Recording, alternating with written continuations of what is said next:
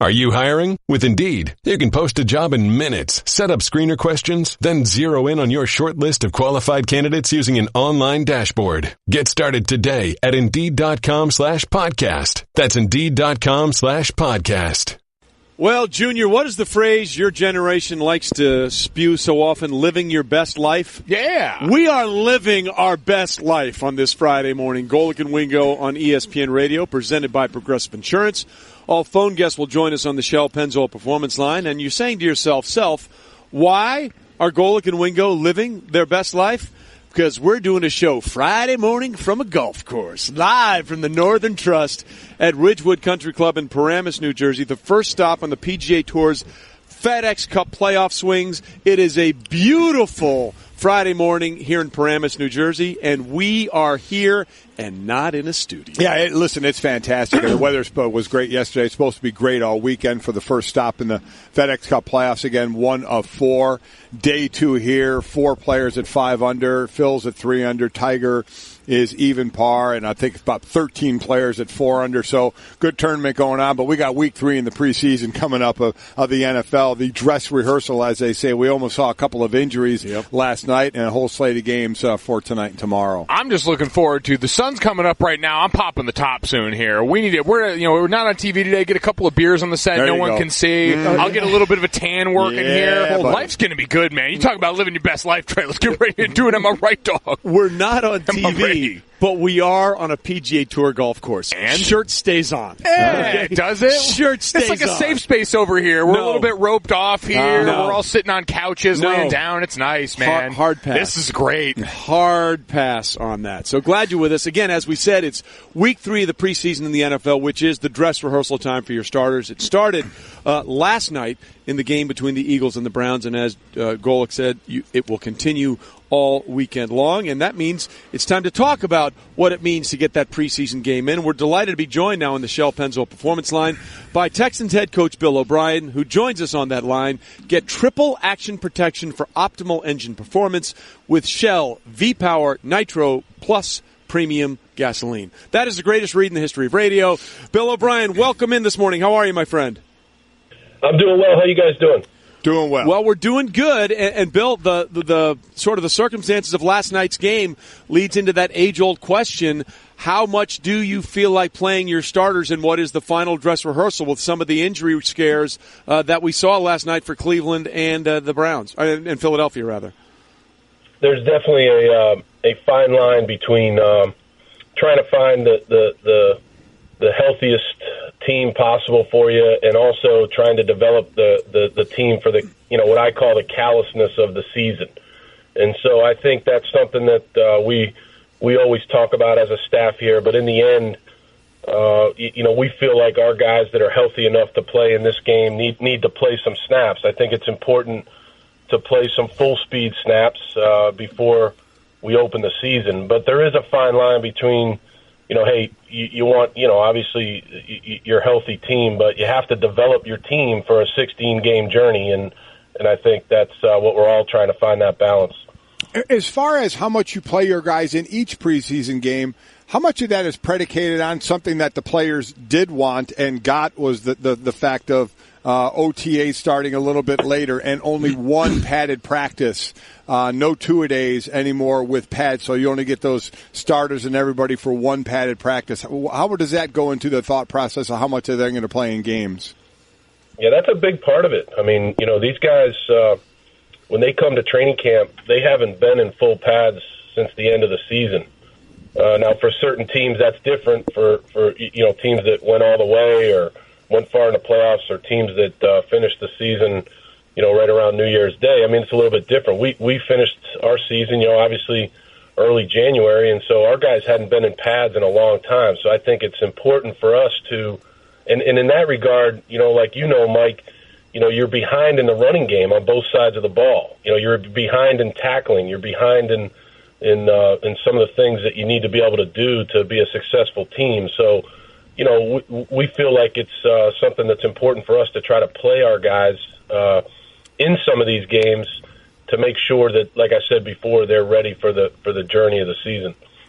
Talking to Bill O'Brien, head coach of the Houston Texans, and injuries leads naturally to two major guys on your team that you have coming back off injury, and your quarterback Deshaun Watson and the former Defensive Player of the Year in J.J. Watt. How's it been managing that, especially with two players at such different points in their career? J.J., we know, such an established veteran, and Deshaun got off to such a great start to his career last year before injury ended his season. How have you managed both of those guys going through the offseason to now? Exactly. Every guy's different. Like you just said, with JJ and Deshaun, being in different stages of their career. JJ had a really good off season relative to his rehab process. He's talked about it as far as just where he's at health wise. He's been out there virtually every day of practice, and obviously we're very happy to have him back. Deshaun, having been through that injury before at Clemson, he kind of understood the rehab process, even though that's a little bit unfortunate, having done it previously, but he understood the process, and he's been out there every single day for us also. So, both those guys are obviously big parts of this football team, and it's been great to have them out there.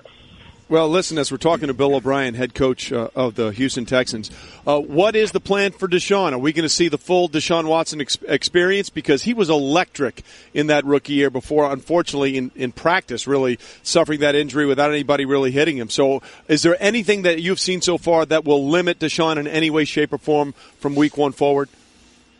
I haven't seen anything. I think that he's full go.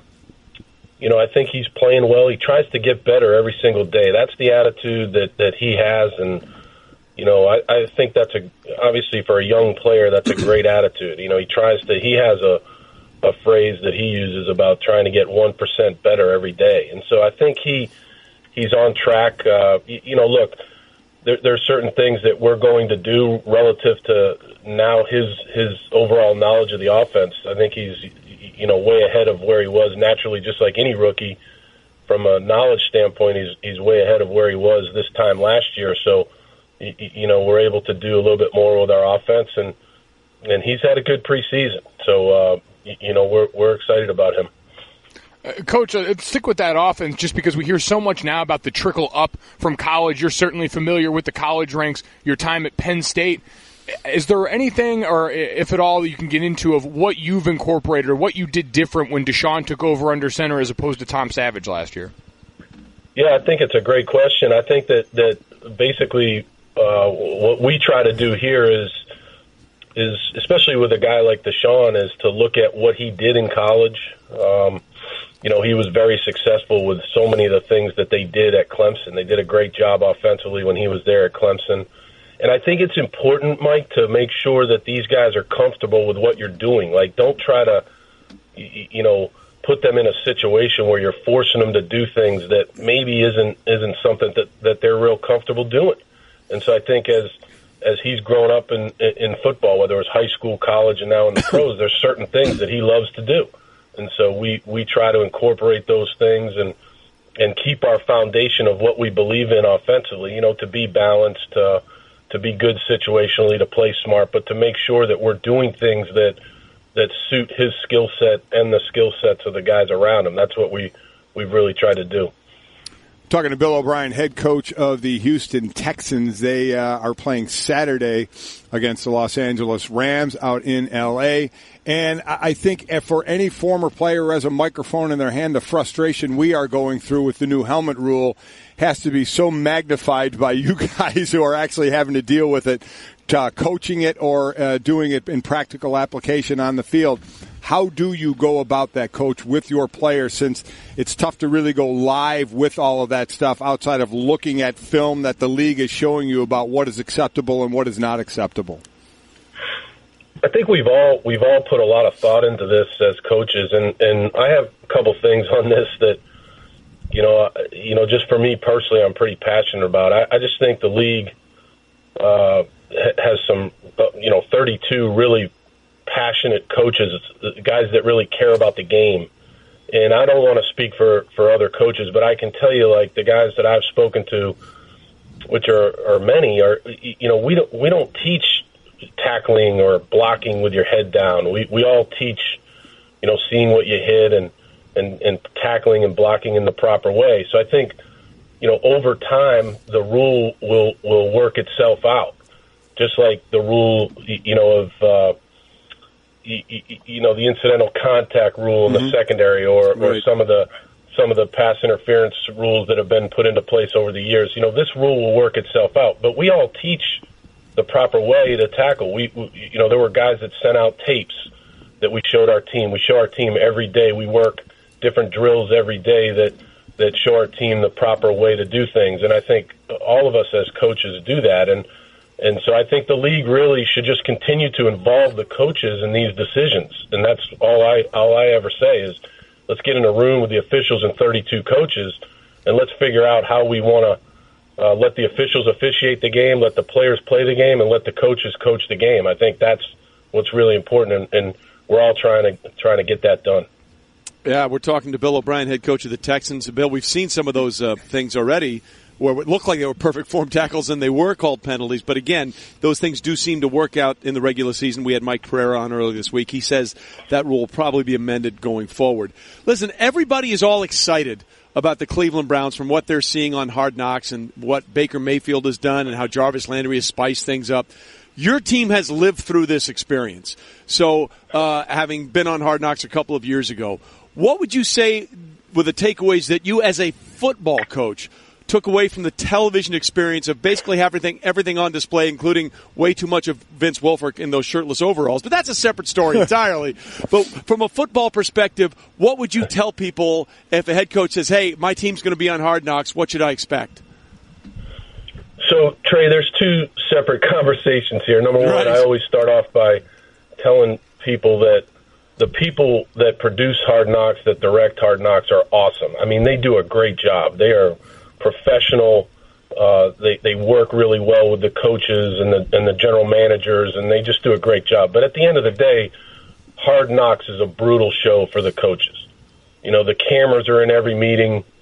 You have to be very aware of the camera being in every meeting. I think as a football coach, I just think it's a very tough show for the coaches. I have not watched the show since we were on the show because I'm just not a huge fan of that in football. I think I know it's great for the fans. I think it's awesome for the fans, but at the end of the day, there's a sacred part of football in the meeting room, in the locker room, on the practice fields that is a very invasive show.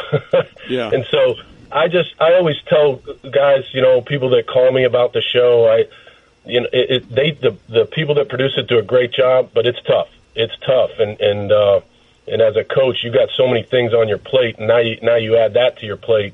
That's a tough deal. I figured you'd answer it that way, knowing your background, because that's the thing. As a fan, you'll love it, but every time, Bill, I watch it, I'm thinking, the coaches have to just hate this, right? They have to hate this. Yeah, they definitely do. Yeah, it's brutal. It's brutal. All right, well, listen, Billy, we appreciate you being with us this morning. It should be a lot of fun for you to start this year, hopefully with everybody healthy, your best players on offense and defense. Bill, thanks for being with us this morning. Thanks, Coach. Thanks, guys. I appreciate it. I could absolutely see that. Absolutely see the fact that coaches hate that. You see the personalities come out of certain players, and that's where the cameras end up gravitating toward. And I'm sure not one producer in interviewing and that at all called him Billy. Yeah. Billy? You just slip a Billy in there? Billy in there? You know what it is? We're on a golf course. Billy. That was it. Okay. My Billy Baru. Billy. But it is Strills, Billy. It is interesting. Well, Strills is casual Trey. That's just so you know. For those of us that played golf with him, Strills. Elfits around back. Elfits also his nickname. I'm just saying. There you have it. But it is interesting because as fans, you love the access. Sure you do. You love the inside, and as coaches, that's the one thing they want to protect. That's why no matter what the Patriots' record will ever be, you will never see Bill Belichick on Hard Knocks. No, never. Coaches are neurotic, and you understand that, and everyone's guarded around football circles. The number one thing you see in any building is the paranoia that someone out there might be getting an edge on you, might be getting some sort of secret out of there.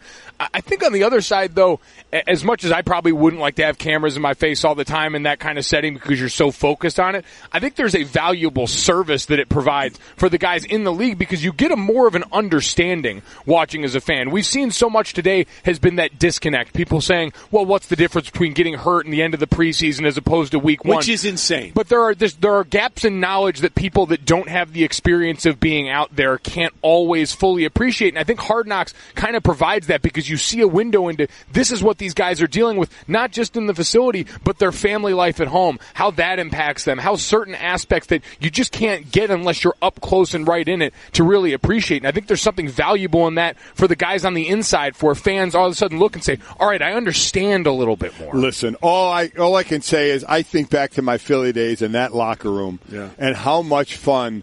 Could you imagine a Hard Knocks with our team and with Buddy Ryan as the head coach of what that would have been like? The personalities on display in that one. I can completely understand why the coaches would hate it, but as I said, some players gravitate toward it, and I think it's fantastic to bring the fans down inside. Look, the two teams that I've always said I wanted to have on Hard Knocks in that situation or have social media around for, your Eagles teams in the 90s and the Cowboys teams in the 90s. Can you imagine those two teams on Hard Knocks? And one other team? Go back to the 85 Bears. Yes. They were on Hard Knocks, That would be through the roof. But again, it is that fine line because I think what social media has really done good and bad for sports is brought fans behind the curtains. Yeah. You know, and I think everything we've seen the NFL do, whether it's the way they enhance the draft, or the way they have opening night at the Super Bowl now, or the way they hold TV shows to talk about the Super Bowl city selection. What the NFL and I think other leagues are getting on this now has done a really good job is if you peel back the curtain a little bit, people feel like they're seeing something for the first time. Well, it's one thing that I was told when I started calling games, and the one thing I tried to pass down to Mike as he calls games. I said, take people down onto the field. Yeah. Take them where they can't go. Take them in the huddle. Take them on the line. Take them on the field. Take them in the locker room and give them that experience. Stadiums are starting to do that, try and give you that overall football experience. I think you just have to try and bring the fan in as much as you can. Well, because people are used to that access in every other avenue of their life. And as we've seen, entertainment has been the only demand in all these avenues. You're less inclined to have people just because it's football, just because it's the Yankees, just because it's Notre Dame buy in. No, they need some hook. And the hook here is all of a sudden, wow, I can see these guys in a way that's not being offered everywhere. And finding ways to cue fans into that from individual team bases, let alone the league basis, is where all of this continues to trend. Yeah, it really is. And the thing that's interesting there is the product of football, and then there's the product of the television program. And I think that those things have become married very closely together through this process. By the way, this hour of Golic and Wingo is brought to you by La Quinta Inns and Suites. Book at LQ.com and win at business. And by the way, again, we are winning today because, excuse me, we're here at the Northern Trust at Ridgewood Country Club in Paramus, New Jersey. The first stop on the PGA Tour's FedEx Cup playoff run, the first of 4. And it's been really fun to be out here. Book at LQ.com and win at business like we are winning here because a lot of the golfers that we've had on the show have come by and said, hi, Tony Finau drove by. Our friend, he's 2 under par and playing very well. Of course, Tony Finau became a friend of the show when he dislocated his ankle, celebrating a hole-in-one at the par 3 contest at Augusta, and then went out and shot a 68 in the first round and made it into the top 10 and made a return trip. So that's been a lot of fun. That's how we jump you into the Golic and Wingo crew. Dislocate something and then you're one of us. Brothers for life. Hurt something, we'll bring you on air. Play through pain. And by the way, someone else drove by and specifically said hi to you. That is a pretty good golfer right now. My buddy Jordan Spieth. Your buddy. Yeah. Right, your buddy? My buddy, but he recognized you. We had the eye contact, head nod, wave type of one of those things. Sup. Yeah, one of the kind of thing where I'm sure I felt way better about it than he did. So yeah, I know. That was a lot like me and Tiger's exchange. Was walking over to the bathroom, asked for my autograph. He was a little starstruck. It was kind of like the first time I met my teammate Jeff Eagles. I was just as excited about meeting him as I was about meeting guys like Reggie White. Jeff Fiegels, Tim Hasselbeck, Matt Hasselbeck, separated at birth. How about it? All three of them? Yeah. All three of them separated at birth. Bald white guys. There's no question. They all have that same demeanor. They got that look. You know, Tim will walk down the studio. I'm like, hey, Matt, Fiegs. Hasselbeck, sorry.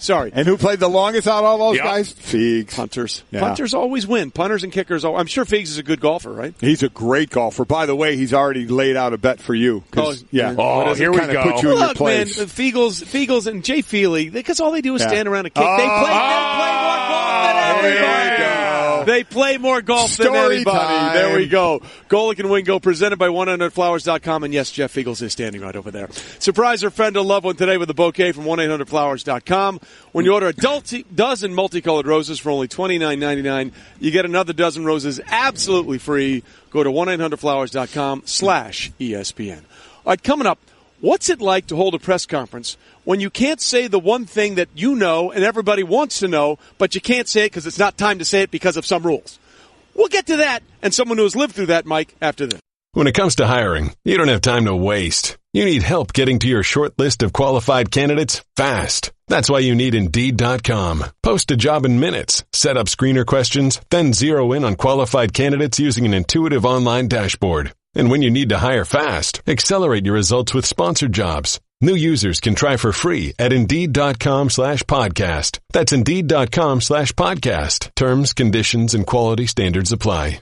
Support for the Golic and Wingo Show podcast comes from our friends at Rocket Mortgage by Quicken Loans. Let's talk about buying homes for a minute. Because of rising interest rates, there's a lot of unpredictability when it comes to buying a home these days. It's causing a whole lot of anxiety with folks. Well, our friends at Quicken Loans are doing something about it. They're calling it the power buying process, and here's how it works. Quicken Loans will verify your income, assets, and credit in less than 24 hours to give you a verified approval. This gives you the strength of a cash buyer.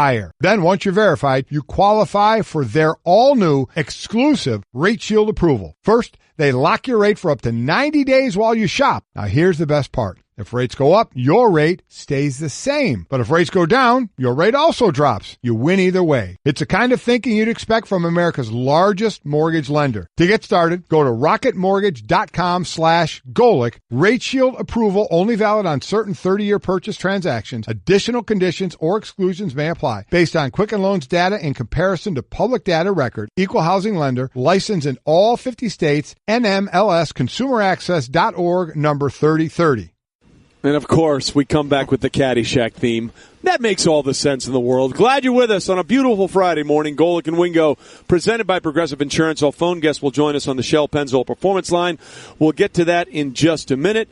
But we're delighted to be joined on the set here at the Ridgewood Country Club in Paramus, New Jersey, where we are for today's Northern Trust, the second round, by a former teammate of Mike Golic's. Jeff Fiegels is here, Super Bowl champion and New York Giants broadcaster Jeff Fiegels joins us, giving us the Straight Talk, brought to you by Straight Talk Wireless, best phones, best networks, no contracts. If nothing else, Jeff, I know you're a huge golfer, so thank me for this. You're welcome. I've finally gotten your big boy involved and interested in golf. It took a while, but I wore him down. It took a long time. Are you kidding me? We had a great discussion about it yesterday, and I invited Mike back to the course here. This is Jeff's home course, by the way, Ridgewood Country Club. So when we were walking around yesterday, we're looking at some of the greens and how things were. I said, Mike, this is a real golf course. You're going to come back out and play this. So he says, yeah, Fiegels, I'm getting into golf. I'm really into it. I lost all this weight, and I can now turn on the ball. I can hit. So he gave me all of the excuses. Yeah. Well, that's the first thing he does. He gives you the excuses, then he sandbags you to death. We'll see what happens when I beat him. Of course, he brought up exactly what everybody does when you go and play a better golfer than they are. Is we're going to get strokes. Oh, he wants like 30 strokes a side and 4 mulligans. I think was the first thing he asked me for. No problem with that. I know how to take care of Mike Golic on the golf course. Just keep eating beer. You need a golf cart, you need beers, and you need food. There you go. Those 3 things will take him through 18 holes. Very simple man like that. Man of simple taste, which I appreciate. Yes. I said, you walk out here, and I think it's just the Golic gene. I start itching. Like, I don't have a cigar and a beer in my hand. Something feels kind of off in the universe. All right. So, that's Golic's version of golf. Again, I'm told him he's missing out. Like, I went up and played Cabot Links in Nova Scotia. You played it? No, but it's fantastic. I saw the pictures. Yes. Oh, thank you. You're welcome. And again, he's like, did you have a cart? I'm like, no. He goes, no cart, no Golic. So you're missing out on some of the great golf experiences. You know where else you don't get a ride in a cart? That would be the Ryder Cup. Yes. It's a slightly more significant significant than your beer cart shotgun rounds. And it is a Ryder Cup year. Ryder Cup is my favorite sporting event of anything going out there. It's the only sporting event I know where millionaires play for free, and it is all on the line. So with that in mind, we are delighted to be joined now on the show by the 2018 U.S. Ryder Cup champion, Jim Furyk, also the 2003 U.S. Open champion at Olympia Fields outside of Chicago. He joins us on the Shell Pennzoil Performance Line. Jim, thanks for being with us this morning. How are you? Yeah, it's great to be here. Thank you. And there are carts at the Ryder Cup. That's what the captain and the vice captains ride in. There's like 6 of those things running around. Yeah. Jim, I need to be a vice captain just in name, just so I can have a golf cart. I won't do anything to mess your guys' chances up, but God knows I need a golf cart. Jim, don't do it. Well, they have big coolers on the back. I'll say that. This is getting better every time. Wow. Jimmy knows. Hey, he's a good Western PA guy. He knows about how to work his way around the golf course in the cart or in the Ryder Cup. First of all, before we get into the question everybody wants an answer to, and you did a great job not answering Monday morning after the PGA, for a guy that's played on so many Ryder Cups and been involved on both sides of it, what did it mean to you when they said, hey, Jim Furyk, we want you to captain the U.S. side? Obviously it's a huge honor. I think I played in 9 of those, and along the way started thinking maybe, hey, in the future I could get the opportunity to do this. So I was taking notes along the way and trying to figure out, how I would want to run a team. I was floored. I mean, it was kind of a little bit of a dream come true, but also I'd hit you. It's a big responsibility. There's a lot of folks relying on you, and I'm fortunate to have a great team. I mean, I'll have 5 great vice captains with me. The PGA of America has been a huge help, and I have a lot of resources at my fingertips. So it's a big responsibility, but I'm enjoying it, and we're getting down to crunch time, so I'm excited. I've been waiting for 6 months ago. It seemed like it was so far in the future. It's fun that it's close right now. Jim, one of the things we've been talking about is athletes now with a microphone trying to take fans down onto their particular field of play and get them inside. So for you, with the Ryder Cup, take everybody down on there as a player in the Ryder Cup, but just why it's so different than the Tour and why it means so much to the players. Well, it is a totally unique atmosphere. Everyone... In a normal tour event, everything's pretty quiet. You get the polite golf claps. You do get some roars at maybe at the Masters for a Jack Nicklaus, Tiger Woods. At the PGA, surely you could tell exactly where Tiger was on the golf course. Yeah. But this atmosphere is like that 24/7. It's like that for 3 straight days for every session. The hairs are standing up on your arms. It's just hard for the players to process it. We put so much pressure on ourselves and try so hard. And it's funny, I think just because we're representing our country, we're playing for a team. I mean, it's something that these guys strive for, and it's a goal for each and every one of them to start the year to make these teams. And I think sometimes we do that too much. We put too much pressure on ourselves. We have to realize that we have millions of fans at home pulling for us. You have 11 teammates to rely on that are pulling for you. And instead of maybe us putting so much pressure on ourselves, I think you see so much great golf come out of this because guys really, they enjoy that. They enjoy that atmosphere and everyone pulling for them, and I think they rise to the occasion sometimes as well. Talking to Jim Furyk, captain of the Ryder Cup team. We mentioned going down inside the locker room, take us where we can't go. Inside that Ryder Cup locker room, if I were to look around this season, how likely would you say it is that I would look around and see Tiger Woods as one of my teammates? Yeah, let's go, Jimmy. Come on. Let's get the breaking news sounder ready. I've been asked that question probably 600 times. I would say yours is probably the second most creative. The roundabout way, lead in, and then drop the bomb. I like it. We're working through that process, and it does me no good to give anyone really a hint of what we're thinking, what we're doing as a team. Obviously, Tiger's involved in that process as a vice captain. He's playing great. It was so much fun to watch him at the Open Championship, at the PGA, to rise to that occasion. He's moved himself all the way up to 11th on the points list. And, the word I've been using, I loved it when he said he was trending and he kind of winked at the camera. I loved it. He's got a lot of confidence in his game right now. So, we couldn't be happier that you have probably the best player to ever live, playing really well right now. So we're excited about that, and we'll see how things shake out. Cool. So Jim Furyk says Tiger Woods is going to be on the team. That's awesome. Breaking news. I would think, Jim, the best way to not get asked any more questions about it would be just to say he's on the team, and then you're done with it, right? Wouldn't that be the easiest way? Well, I guess, but I feel as an athlete, like you all get to ask questions and we get to answer them. It's kind of been fun for me. I don't have to answer. I'm not answering, and y'all are just going to keep asking, so it works out. That's kind of what give and take. Jim, we must say we did have some fun with you after that press conference. That was fun. Yeah. You tried. It was great to find a million different ways to not say it and just say he's playing really great. it was very, very cool. But he's come out and said it. He's like, look, I'm hoping to be there, but not as a vice captain. So we'll see what happens there. Another really interesting selection, as we're talking to Jim Furyk, 17-time winner on the PGA Tour. He won the 2003 U.S. Open at Olympia Fields.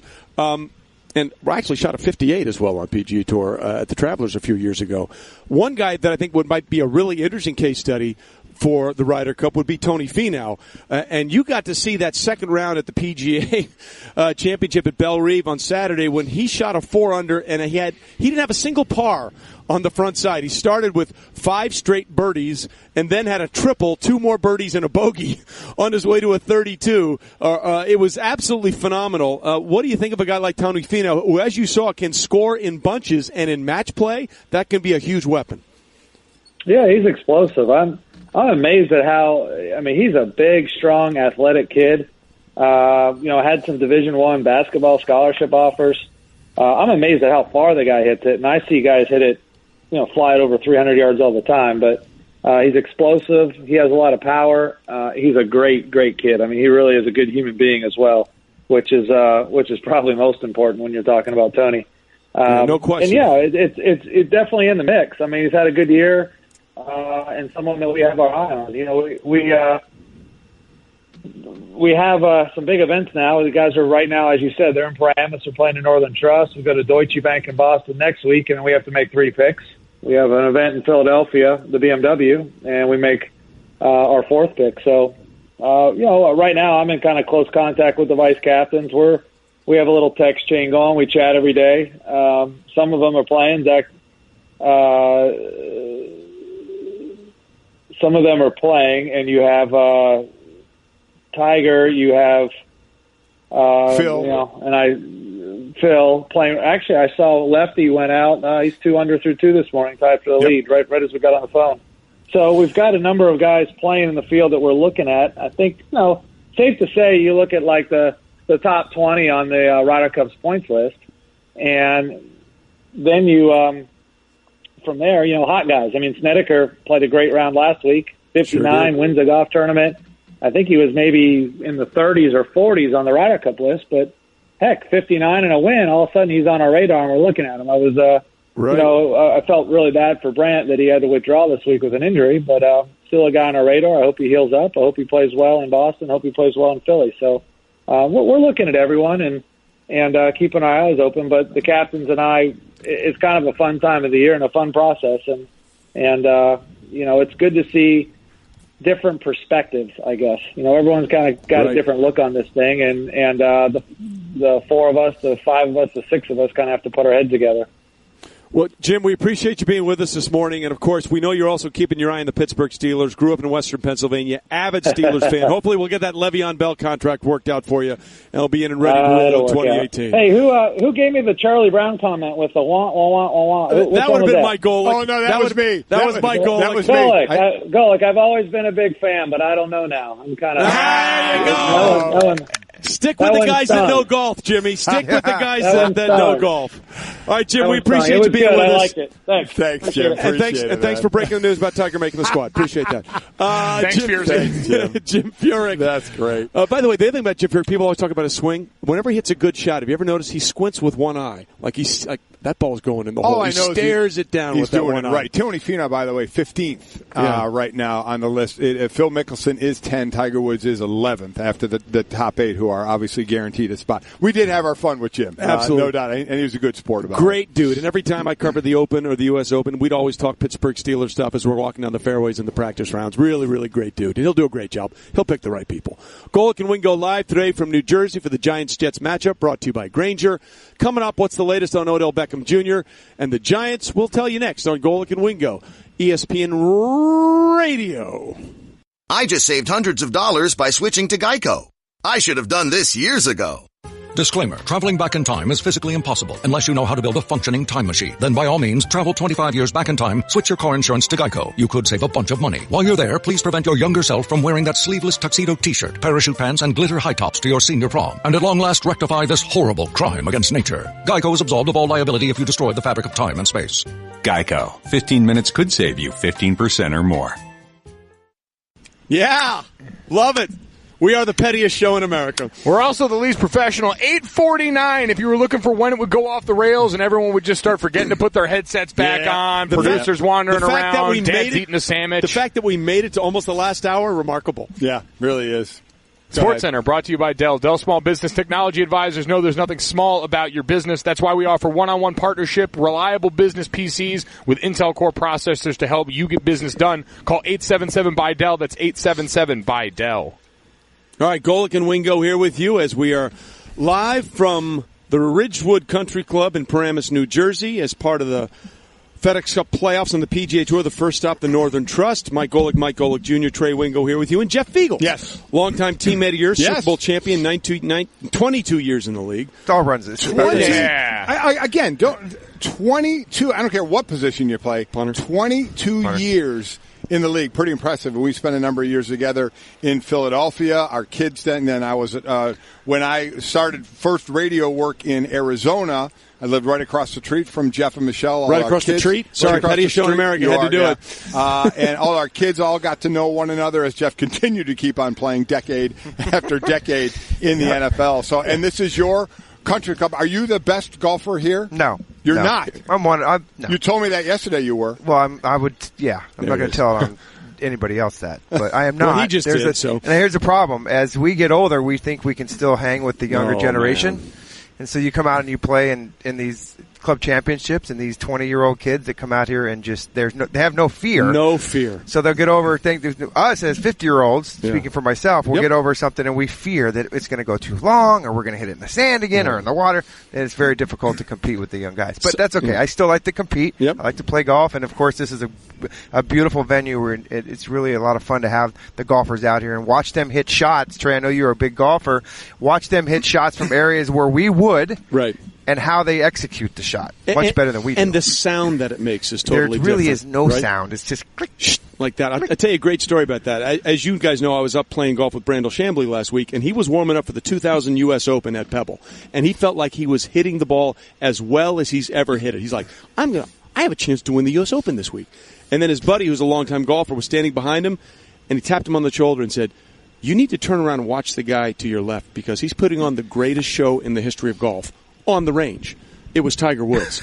And he was hitting every shot imaginable. A draw, a little slight draw fade, a little draw, a little fade, knockdown shots. And he said it made a different sound. And it was going 40 yards farther than mine. I knew right then I had no chance to win that championship. To your point, the way they hit the ball and the way it sounds is completely different. And the way that they game plan. I mean, and I really believe that a lot of people don't understand how big their caddies are to their game. I mean, these guys, they understand their player.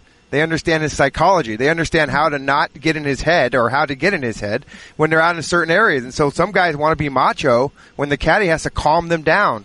And I think it's very important that when you're walking out there, look at the communication that you have between the caddies and the golfers, especially the good ones. My caddy just tells me to have another beer. Yeah, exactly. My caddy that's all the information you need. Let's be clear. That's all the information you need. Caddy. But you listen. That's the good thing. We're going to get some talk with Jeff about still doing work with the New York Giants, some news with that team that's going on. Story time as well. I almost got, I crossed the line in the NFL a few times. I only choked one person in my life on the field. Important and that was safety because of Jeff Fiegel. What? I need to know this. I have that story as well.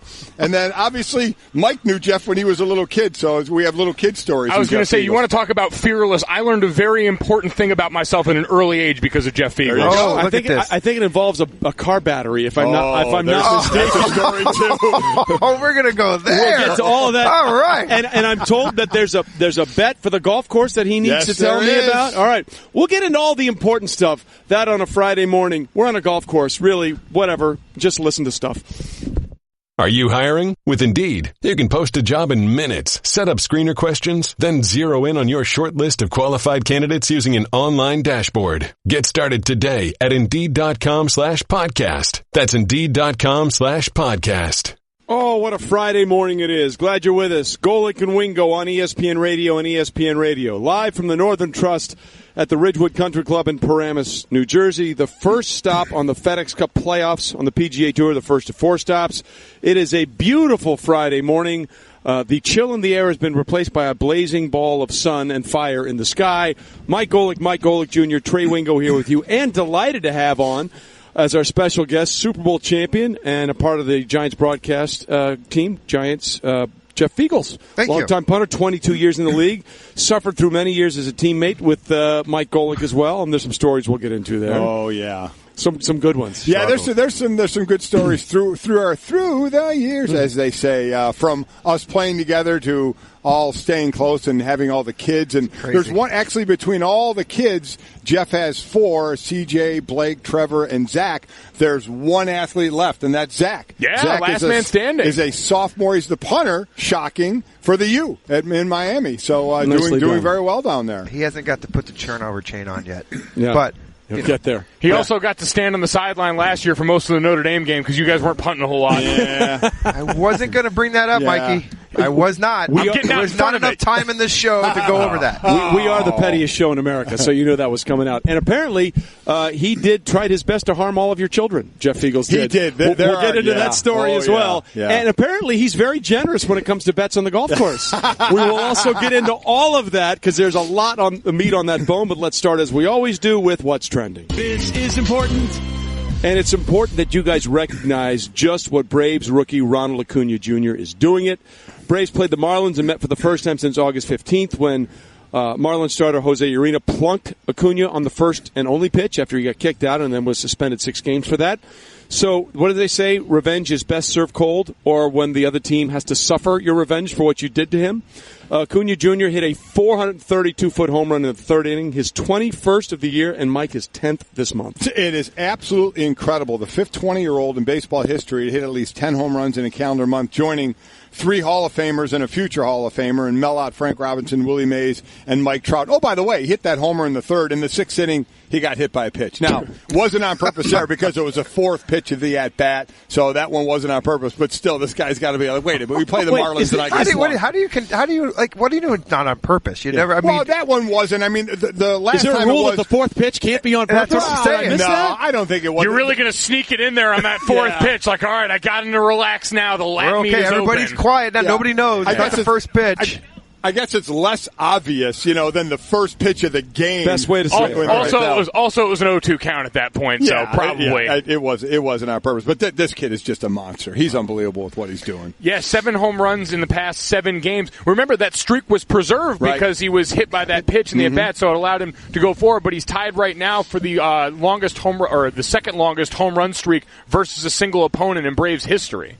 Yeah, he's doing well, and he's continuing to make history in his young career. For a team that's leading the division, by the way, and that's the best part. Listen, looks like you may get to see a little bit of this guy in the postseason as the Braves are right there in the middle of it. We continue what's trending with more baseball. And if it weren't for bad luck, Jacob deGrom would have no luck. Let's just say it that way. Jacob deGrom allowed 1 earned run, struck out 10 in 6 innings, but took the loss as Madison Bumgarner and the Giants beat New York 3-1. And adding insult to injury, it was Bumgarner with an RBI double who had the only earned run off of Jacob deGrom. DeGrom is now 8-8, but he has a Major Baseball leading 1.71 ERA. He's probably battling Aaron Nola from Philadelphia, Max Scherzer from the Nationals for that Cy Young. The record for least amount of wins winning a Cy Young is tied. It's Felix Hernandez.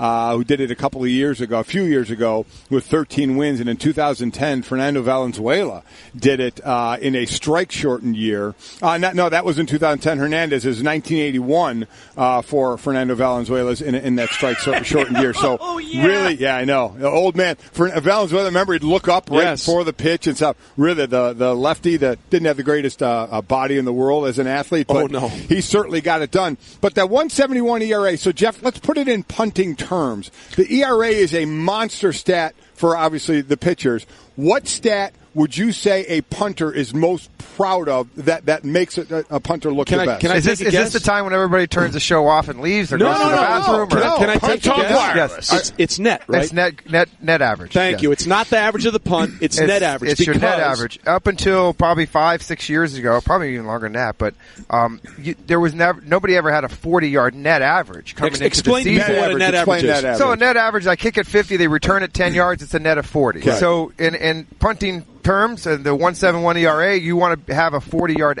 net average, which is all about the team. You want it because you don't want to just kick it for average. Hey, pump your chest. I averaged 60 yards this game. Because if you outkick your coverage, you're going to have run back. Right. So I think that what's happened over time now, and not to dwell on this whole punting thing, but there was only a couple guys that had 40-yard net punting averages going into 2008. I ended up having one of them that year. That was always my goal, to be over 40. I retired the next year.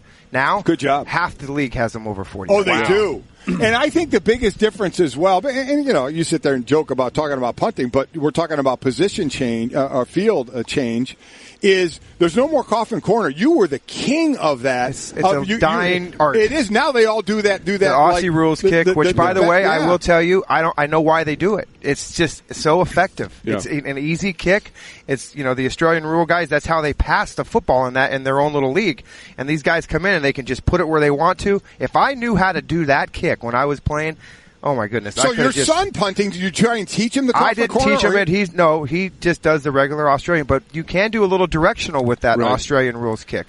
Can I tell you something? When I was over in Sydney this summer, I actually met with the Sydney Swans, and I saw them. It's remarkable the English they can put on that ball. It's insane. Crazy. It's absolutely insane. It's like the old Bellata golf ball. Yeah. Speaking of punters and Australians and deep dives, Michael Dixon, guy out in Seattle, the Seahawks punter. I mean, my God, this kid, an absolute howitzer for a leg. Got to be exciting watching a guy like that. I was. John, the punter for Seattle, had been there forever. John Ryan, yeah. And he just got released because of that young guy. So the thing that you're going to need to watch this year is that Marquette King has gone to the Denver Broncos. The Broncos, right. In that Mile High. Look out. Right. Oh, yeah. Look out. And now the punter that was in Dallas is now with the Giants, Riley Dixon. We'll be talking about that game soon, I'm sure, but we won't be talking about the punter. Exactly. Jeff Feagles is with us, former teammate of yours, Super Bowl champion, with us, does a great job as part of the New York Giants broadcast. We're a little too geeked up on football, but we just spent 5 minutes talking about punters. Love it. We did. Man, it's so good. At least we're owning who we are. It's all about making the guests feel good. That's what we're doing. Yes. We may be petty amongst ourselves, but we're very we'll get petty with Jeff soon. We're very accompanying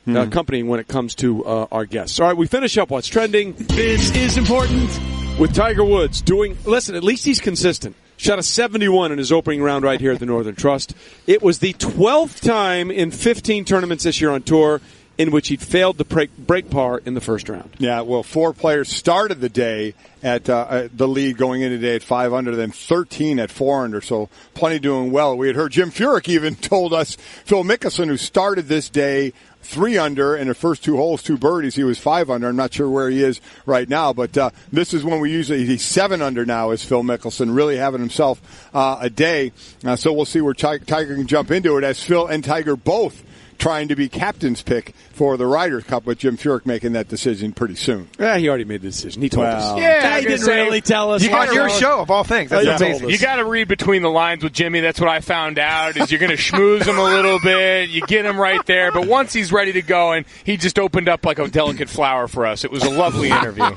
Again, Feegs, this is your course. Best round you ever shot here? 68 is my best score here. Really? Yeah. On the 9-hole, or did you do the whole 18? There's a couple things about shooting a 68 on your home course. Number one, it's great that you can brag about it, but number two is you have to put it in the computer and it stays there for a long time. Yeah. Ooh, yeah. Yeah, and that means your handicap going the wrong way. Trey, what's the best you ever got on your home course? On my home course is 77. Best round I've ever shot in my life is 73 out at Kapalua. Okay. All right. Here, Jeff what Jeff a great Eagles. place to play Oh my golf. God! But you can appreciate this. Okay, I'm playing out of my mind. I was level on the front side, and then I birdied the first 2 holes, and I texted my wife and said, I'm 2 under. Why would you do that? Her response was, "What are you doing? Put the phone down." Proceeded to go bogey, bogey, bogey. Oh, that's the worst. But I made it up with 2 birdies on the end to finish at 73. But I was like, I'm having an out of body experience, and I wanted to share it. And then my body came back to me. Yeah. And you've seen my body. You understand what a tragic mistake it is. You know what you're doing to me? You're telling me right now where I can get Trey now. Yeah. It's the mental parts of the game, which I will start heckling him now. So, see, this is how we do it. Research. So as you guys were walking, and in Mike's case, stumbling around the golf course yesterday, by the way, I saw him coming on his way back, Jeff Eagles is with us from the tournament. I'm looking in the distance at this weird dude walking back to the hotel. Weird indeed. In these horrible shorts, these high socks, these boots, and he's got like a trash bag in one hand, and he's sort of leaning side to side. I'm like, oh my God, that guy needs some money. And I want my wallet, and it's Mike. Well, he's like, I had a few beers on the course. Well, not only that, we drug him around here yesterday, and we did walk we did quite a few miles yesterday, and Mike's like, man, thank God for the beers. I think this is like, ridiculous. Liquid Advil. We call it swing oil when we're playing. For you, it was walking oil. Yeah. So you guys were starting to make some parameters of a bet between. No, it was Jeff. Jeff knows that you golf, and Jeff actually texted to me, and then when I just read it to him, he says, "I can't believe I made that bet." Yeah. You challenged Trey. What was the bet? Well, I guess I got to say it because it's in writing. Yeah. So I told that I would give Trey 3 aside, and we'd play for $1,000. Love it. All in. You take that? Sure. Really? Sure. 6 strokes. Now, I'll take it. But here's the thing. So if you're going to come to play in our so-called match, it's not for $10 million, by the way, but it's for $1,000. That's enough to make us uncomfortable. Okay. Yeah. Then you have to come and officiate. Then officiate? Yeah. You want him officiate? Yes. How do you officiate? I want to make sure. Officiate. You ride around on the golf cart, you get drunk, Mikey, and you watch. Thank you. That's all I want you to do. So Michael officiate Trey's play, and I'll officiate your play. There you go. Right. There you go. I have a feeling there's no way I can win this with the 2 of you officiating. Somehow it's always going to go to him. I'm just letting you know I like to officiate shirtless. Yeah. It's just sort of a thing. That's a club thing that We're you're not going to be able to do that here. There it is. You get far enough away from the clubhouse and it's no holds bar. That's what I've heard around here. Now, I'll tell you what. You could paint a shirt on so that actually your there we shirt go. will be off. See, this is my audition for ESPN the magazine's body issue. I've been pushing this for a while. I've lost a lot of weight, feeling pretty good about myself. More. Yeah. Okay. Jeff Eagles is with us, longtime punter in the NFL, 22 seasons, was a teammate of yours, Super Bowl champion with the Giants. And to that point, Golic was out on our golf course a couple weeks ago, and a buddy of mine comes up and says, "Hey, Trey, I got to tell you, I was walking from the clubhouse, and I saw this guy walking up 18. His shirt was untucked. Everything was moving around. He just looked like a mess. And I was going to go say something to the pro shop, and it was Golic. No. It was Golic walking around. It was a collarless shirt, which I guess is allowed. So like Tiger Woods has the Nike ones. What's wrong with that? He can wear them. I kind of changed a little bit. We're kind of, but the shirt was untucked. He was doing that 4-beer mosey that he was talking about. At least my pants were on, okay? That's a low bar. Out here, your shirt is untucked. You get a letter. Yeah.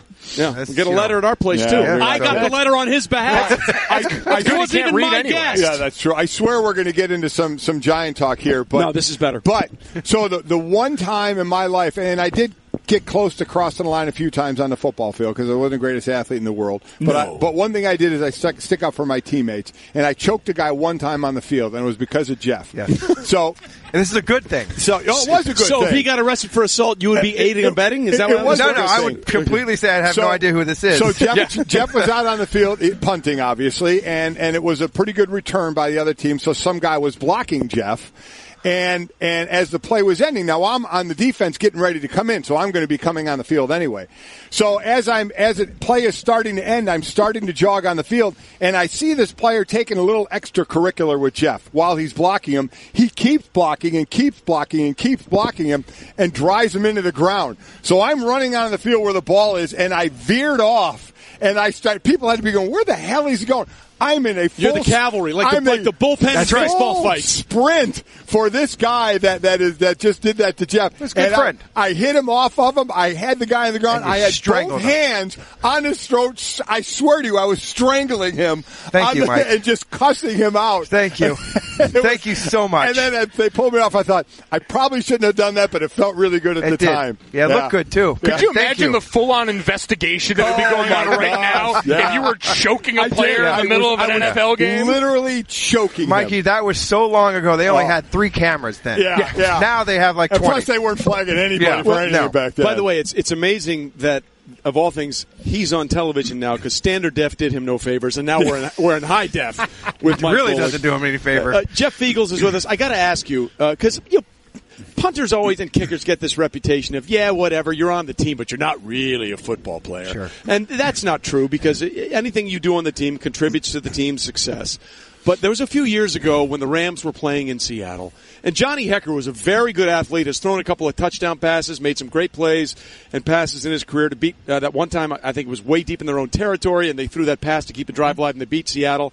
I think that same year they went up to Seattle, and he kicked the ball, and then Michael Bennett came at him, and he flinched and turned away. As a former punter, did you say, dude, you can't do that? I would have never flinched. He turtled completely just to putting a great stain on all the punters and listen, in the NFL. I think Johnny Hekker is not a small guy. No. I mean, he's like 6'6". No, he's not Michael a big Bennett, dude, but he's not Michael Bennett. But I mean, unfortunately, I didn't have a chance to talk to him. Maybe next time I see him, I will have a little word with him. But yeah, I mean, you got to stand up to those guys. You really do. Listen, you got position players flinching too. Terrell Pryor the other day with the flincher around the world. Redskins scrimmage. Don't make this just a punter thing. All right, there's guys everywhere getting punked. Thank you. To continue story time, so it gets to the point where I'm working in Phoenix, and I have a house right across from Jeff and Michelle. Me and Chris do. And between the two of us, we have 7 kids right between the two of us. So. And we have they're young enough to where some are still using the Power Wheels thing, right? The fake little cars. Exactly. The slow cars. The slow cars. They go so slow. This went along the lines of having safety amongst kids. We wanted to make that car faster. Jeff, tell everybody how you tried to make the Power Wheels car faster. Well, first of all, for all of you have young kids and you have to plug those stupid batteries in all the time and charge them, it's ridiculous. So the first thing we need to do is we got to get a bigger battery. So we got to get a small car battery and hook that thing up. Right? Car batteries last forever. You don't have to plug them in. Yeah, it's beautiful. Well, Mike, tell the rest of the story. He put a car There's another issue why you don't put that in there. He put a car battery on the back of it. Now, the one thing you would think is it weighted it down. Yeah. So when you put whoever was driving in the passenger seat in the seats, the car battery was behind it, it would lean backward. I had to think that wouldn't have been a problem for your kids at an early age. It still was because they were in the driver's seat and passenger seat. So we put a third person on the front hood, just sitting on the front hood. And this thing took off. And there's 3 kids going faster than they should on a Power Wheels, nobody in any kind of safe sitting position, and we all had a ball doing it. And lest you think that's the end of automotive disaster for the Golic and Feagles crew. It goes much deeper. So when we got a little bit older, we decided to upgrade the hardware, and so we bought go-karts. Each side of the street, we had go-karts. The Feagles had a go-kart, and the Golics had a go-kart. These things could scoot a little bit, we had flat land in the neighborhood. We basically had a neighborhood set up in drag strips. It was perfect. And so we lined up on one side. I feel like this is the Breaking Bad neighborhood, right? This is 1,000% that neighborhood. Yeah. And so it's me, and I believe it was one of probably CJ. I think it was CJ. I was going to say it was Jake and CJ, and it was me and one of the cousins. It was one of the boys' cousins. Yep. Right. Okay. So I was riding with one of the boys' cousins. It was Jake and CJ in the other go-kart. And so we're going around there, and I was in front of those guys. I was coming around the turn of the cul-de-sac, and all of a sudden we turn in, and we just veer a little too close in the middle of the road. We collide head-on wreck in the 2 go-karts. It launches CJ out of the go-kart with Jake, breaks his collarbone, and we're all scrambling to try and figure out what the hell we're going to do. The first day we got them, too. Oh my God. Trey, you know who I blame this on? Yeah. Costco. Yeah, probably. Costco Don't sell had this them. stuff, man. And Mike and I went there and we saw them. I'm like, dude, look at these. He's like, we got to get these things. I'm like, we're going to get killed. He goes, who cares? Let's just bring them all. And let's be clear, there were no helmets involved. No helmets. Yeah, just speed and fury. That's it. So the breaking of bones and the gnashing of teeth. So I have to ask, by putting up that car battery, clearly you wanted to hurt one of the Golic children. Which one was it? Probably Mikey, because he was the oldest and he ate the most food out of all the kids. We could sit up here forever, but Mikey, I remember Mikey. My distinct vision of Mikey is in that high chair over when we lived in the apartments, and there was just food constantly on that thing. And when he didn't like it, he threw it on the ground. And Mike would come over and go, well, then eat this. If you don't like this, then eat this. And he just kept feeding him food constantly. That's why he's an lineman. Not much has changed. I found out I wasn't a punt returner because of Jeff. We used to stand out in the middle of the street, and Jeff would just sit there and he would punt these balls sky high. It was unreal. And we'd all sit down here and we'd be looking up, judging. And then as soon as they would get close enough where we might actually have to catch, I dipped right out of the way. I was like, I'm not cut out for this. Nope. Put my hand in the dirt. Not your cup of tea. Punting in the street. Street punting. Listen, again, you know we're ready for football season when we just spent 30 minutes talking about punting. Absolutely. Jeff, great to have you on the show, man. Appreciate you. And I look forward to the three-a-side. Appreciate that. Thank you. And we have it in Jeff, writing. real quick, how are the Giants going to do this year? Oh, they're going to be great. Do we have enough time to talk about them, too? No, not really. They're going to sign Odell, right? I think so. I think that'll get That's done. all that matters. There Okay, you great. go. Thanks very much. Oh, and Saquon's hamstring is fine. Perfect. We've covered the Giants. That's all you need to know. Bingo. Golic and Wingo live today from New Jersey for the Giants-Jets matchup tonight. It is brought to you by Dr. Pepper. Coming up, we couldn't come to a golf course and not have our favorite caddy on the show. And let's just say he dressed to impress. We'll get to that, Mike, after this. When it comes to hiring, you don't have time to waste. You need help getting to your short list of qualified candidates fast. That's why you need Indeed.com. Post a job in minutes, set up screener questions, then zero in on qualified candidates using an intuitive online dashboard. And when you need to hire fast, accelerate your results with sponsored jobs. New users can try for free at Indeed.com/podcast. That's Indeed.com/podcast. Terms, conditions, and quality standards apply. Support for the Golic and Wingo Show podcast comes from our friends at Rocket Mortgage by Quicken Loans. Let's talk about buying homes for a minute. Because of rising interest rates, there's a lot of unpredictability when it comes to buying a home these days. It's causing a whole lot of anxiety with folks. Well, our friends at Quicken Loans are doing something about it. They're calling it the power buying process, and here's how it works. Quicken Loans will verify your income, assets, and credit in less than 24 hours to give you a verified approval. This gives you the strength of a cash buyer. Then once you're verified, you qualify for their all-new exclusive Rate Shield approval. First, they lock your rate for up to 90 days while you shop. Now here's the best part. If rates go up, your rate stays the same. But if rates go down, your rate also drops. You win either way. It's the kind of thinking you'd expect from America's largest mortgage lender. To get started, go to rocketmortgage.com/Golic. Rate Shield approval only valid on certain 30-year purchase transactions. Additional conditions or exclusions may apply. Based on Quicken Loans data in comparison to public data record. Equal housing lender. Licensed in all 50 states. NMLSconsumeraccess.org number 3030. And you can bring them to the golf course. You could bring the Golics to the golf course, but you can't take the Golics out of the Golics. That's just the way it is. That one sounded a lot better in your head, didn't I was like, in his head, he was like, oh, this is going to be awesome. And as it started to come out, he was like, you know what, not so awesome. He's like Alan in The Hangover doing all the math coming down the stairs, and then... Let me just tell you, everything sounds... There are two shows that go on here. The one that actually comes out and the one that's in my head. The one in my head is always better. Is the ringing in my ears bothering you?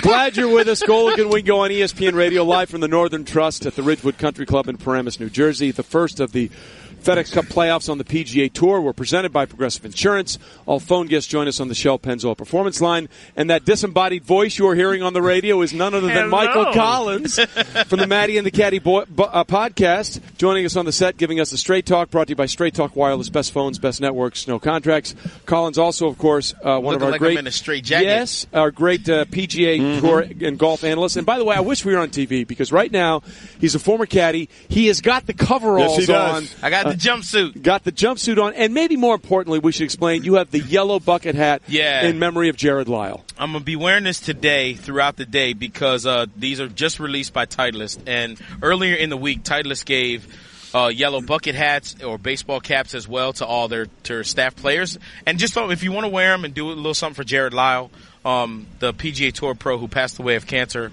just a little while ago, actually would have turned 37 earlier this week. And Titleist now has come out because Jared wore a yellow bucket hat with Titleist on it after the first time that he fought cancer and beat it. I keep thinking about what Stuart Scott said. You fight like hell until you're too tired to fight, and then you let someone else fight for you.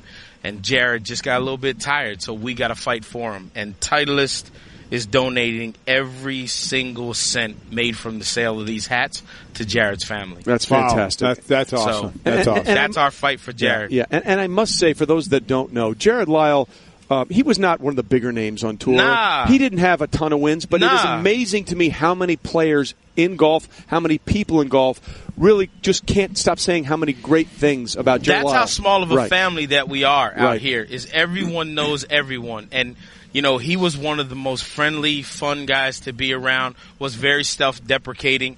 And if you want to Google Jared Lyle, you can Google celebration, hole-in-one. Yes. Yeah, Waste Management Phoenix 16th Open. Hole. He made a hole-in-one there and had one of the really funny celebrations when he did it.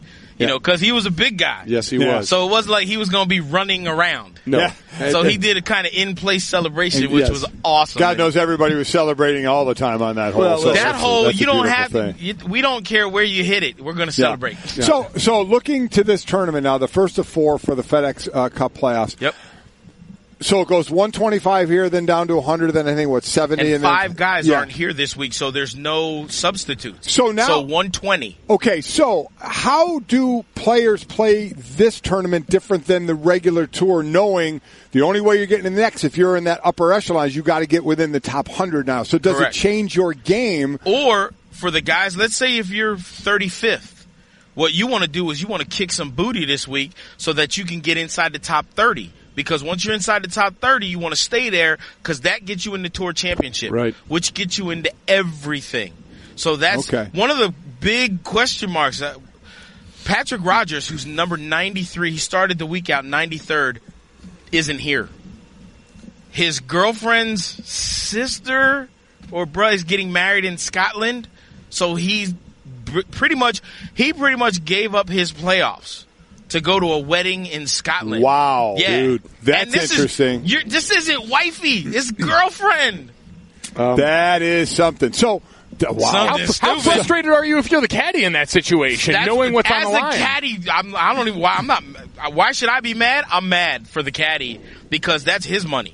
Like, that's the percentage. That's his percentage check. So, and you're giving up a whole bunch of money, too, then, depending on where you finish. There's also bonus money involved as well. So does it change the way guys play when they're looking for placing now, or do you not let it? I mean, no. The only time you would worry about something like that is if you were in, 12th or 13th place coming down the stretch on a Sunday and had a par 5 with water involved, and then do you go for the par 5 or not? You don't necessarily have a chance to win, but if you were 90th in the points, you don't want to make a bogey there, so you'd probably lay up. And as a caddy, too, you're like, okay, we're going to lay back here. Par is going to be the worst score we're going to make. But you're not on the course going. But if you're 105th, you may have to try and take If you're 105th, and you're 65th on the list, and now it's like, okay, man, here's the 3-wood. Go time. Fire it up, man. Do what you got to do. Let's go. Come on. All right, Michael Collins is with us here on the set as we are here at the Northern Trust at the Ridgewood Country Club.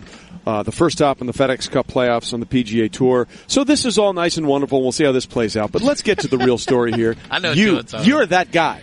You are that guy. What? Me? He is the one that has started the instigation and the trash talk. I don't know what you're talking about. You had an interview yesterday or 2 days ago with Phil Mickelson where you basically set him up to just talk about the match between Phil and Tiger coming up Friday. I did not set him up. The announcement of the match came out, and he magically appeared on Twitter. Yes. I just happened to be the only guy with a camera on the 18th when he finished his Pro-Am round, so I was good. I got to ask him about it. He's a journalist. You got to ask the question. I wouldn't call myself a journalist. Call yourself a guy with a camera. Those are some fighting words. So anyway, for those that didn't hear it, basically Phil said to you, because he thought it was going to be $10 million at that time, he says it's going to be the easiest $10 million I'm ever going to make, which we decided is the most golfiest thing ever to say. Of all the tens of millions that I've made, this 10 will be the easiest. Spalding, take your foot off the boat was the first thing I thought of there. So that started. But that's golf smack talk. That is golf smack talk. So then after Tiger's round, you asked Tiger about what Phil said, and he responded with his own smack talk. Well, he came back. The way he said it at first, I was like, well, that's kind of weak. And then he paused and was like, that's all I got to say. And I was like, oh, you know what? That's kind of strong. And basically, Tiger, when I told him, look, here's what Phil said, it's going to be the easiest $9 million he ever made. And Tiger goes, and I go, how's your smack talk game? And he goes, if I remember correctly, I'm minus 180. Which is mean he's the betting favorite. Yes, he is. In Vegas. Here in this. And then he laughed and said, that's all I got to say. And Tiger doesn't do as much talking as Phil, but when he does it in that way. And I recall this story, and I know you're familiar with it. Stephen Ames, for whatever reason, chose to poke the bear when Tiger was at his best. And Stephen Ames, fine tour player, won a couple events. Yep. From Trinidad and Tobago by way of Canada, for those people that don't know. Because that's the normal route. Exactly right. So he made some comments, and then he and Tiger were paired together. Well, hold on. You got to say, the comments that he made, Tiger was hitting it all over the place. Yes. And they were going to play in match play. In match someone play. asked Stephen Ames, how do you feel about getting matched against Tiger? And he goes, well, you know what? The way Tiger's hitting it right now, he's beatable. Yeah. Anybody can beat him. And then what was the final score of that match? 9-8. 9-8. They finished in 12 holes. For those that don't know match play, that's the best you can beat anybody. That's right. You can't beat anybody more than I have won 9 holes and we have 8 to play. That's it. That's the worst beating anybody can take in match play. So when Tiger was asked after that round, hey, did Stephen Ames' comments that fuel your fire?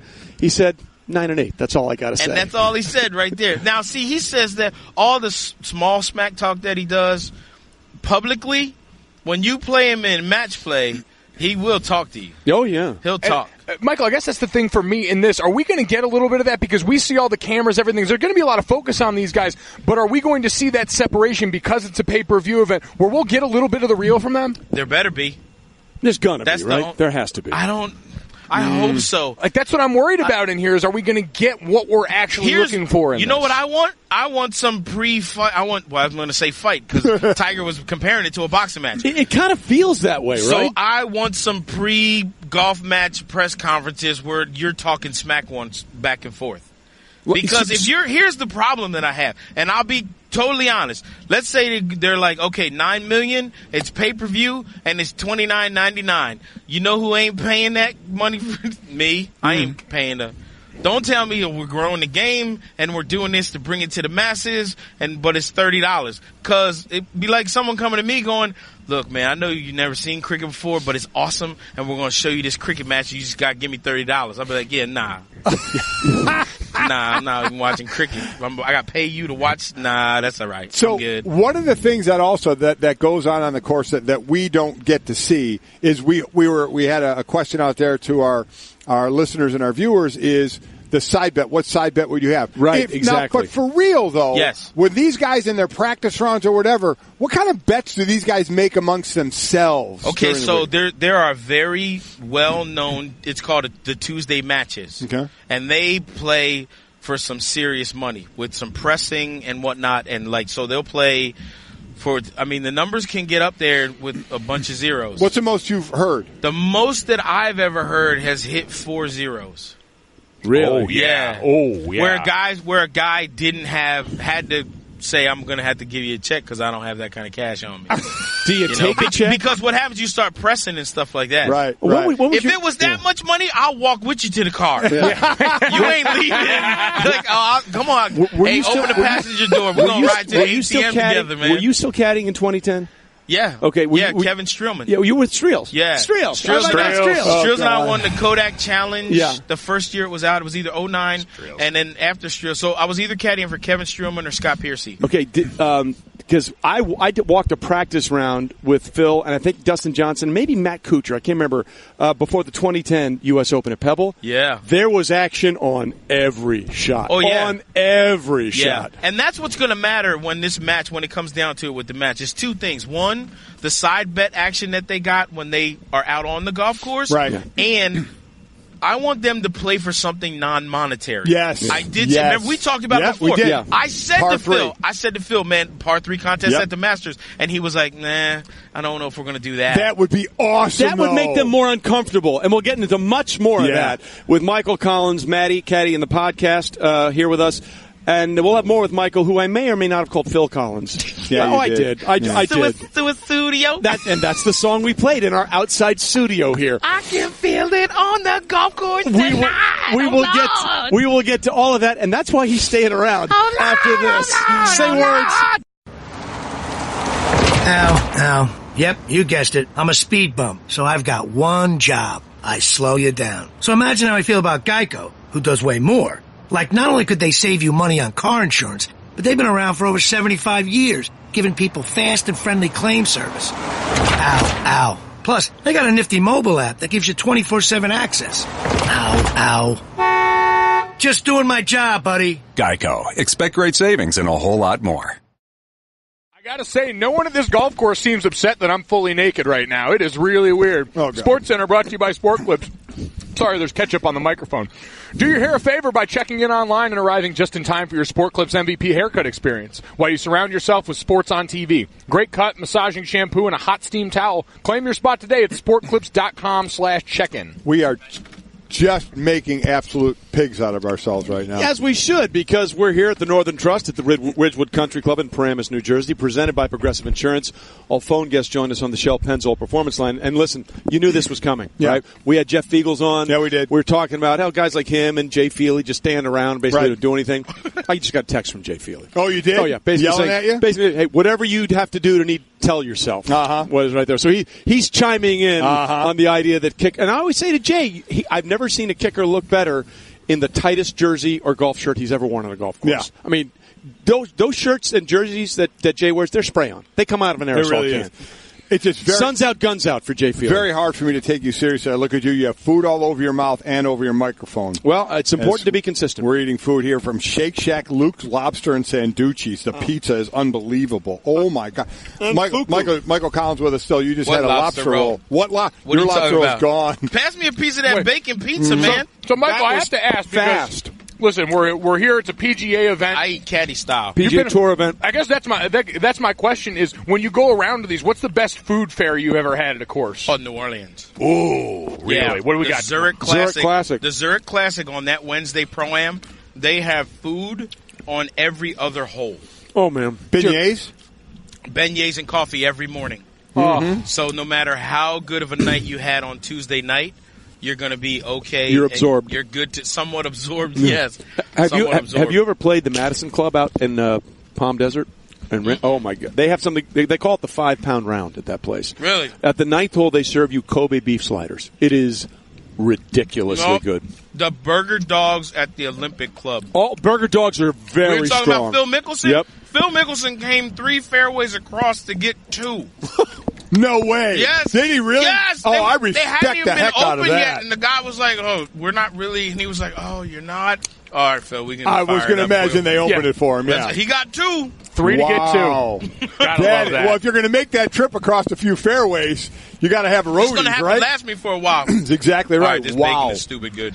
All right, I got to tell you. Yeah. I've never had a Shake Shack burger before. Phenomenal, aren't they? This is not the last time that's happened. You know, they opened up one back at home. So, really? Yeah. We are all good to go on there. All right, we're out here. We got like a minute left, Michael. It's something golf-related. Looking forward to this weekend right now. Who are you most excited to see out here going into this weekend? I don't know about excited, but the way Tiger hit it yesterday, I'm actually nervous for him because there's no wind. The course is playing perfect. So if he shoots anything over par, he's not going to be here on a weekend. Yeah. Well, which is dangerous. He had, I believe, at least 5 birdie putts inside of 15 feet. I think he made one of them. That's true, but he only hit 11 out of 18 greens. Yeah, that's a problem. So it's a big stretch for him. Yeah, it's a huge stretch for him, especially if he's trying. I mean, he's already inside that number to make the Tour Championship, which is good. But he's also trying to impress to be on the Ryder Cup. But I say impress with the air quotes because he's one of the deciding guys. That'd be like me voting for me being fat. Well, like, I'm not sure. You know, I got to go to the committee and kind of talk as I'm. I'm going to committee. I'm not 100% sure. Normally I wear 32s, but 40's still better. He's trending in a great direction right now. Well, listen, we had Jim Furyk, the Ryder Cup captain, on, and let's just say some.